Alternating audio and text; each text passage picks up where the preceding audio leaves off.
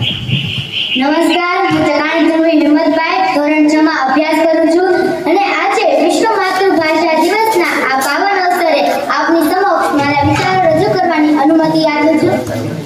આંખ કહું, હૃદય કહું કે પછી કહું દીવા દાંડી, મુજ ઉરે પિકાત પાતકતી એવી માતૃભાષા તમારી.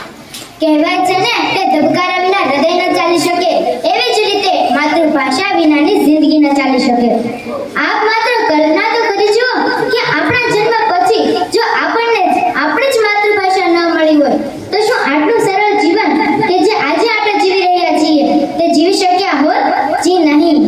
જનનીથી જોડું, સમાજથી જોડું કે પછી જોડું માતૃભૂમિથી, સંદેશ આપી માનથી સૌને જોડતી એવી માતૃભાષા તમારી. જ્યારે ત્યારે આપણે માતૃભાષા બોલીએ છીએ ને ત્યારે તેના એક એક શબ્દમાં જે પોતીકું અનુભવાય છે, જે દેશ પ્રત્યેનું જે ગૌરવ અનુભવાય છે, શુદ્ધ અનુભૂતિ અન્ય કોઈ ભાષામાં કહી શકાય ખરી? ક્યારેય નહીં. માતૃભાષા એ વ્યક્તિની બીજી ઓળખ બનતી હોય છે અને આ સુધી આપણા રાષ્ટ્રમાં જેટલી પણ મહાન વિભૂતિઓ થઈ ગઈ છે તે પહેલા પોતાની માતૃભાષાને પાયા બનાવે અને પછી જ અમર થાય છે. સ્વપ્નમાં નિહાળવું, ચારિત્રમાં નિહાળવું કે પછી નિહાળવું દ્રષ્ટિકોણમાં, દિલથી દિલને જોડતી કડી એવી માતૃભાષા તમારી.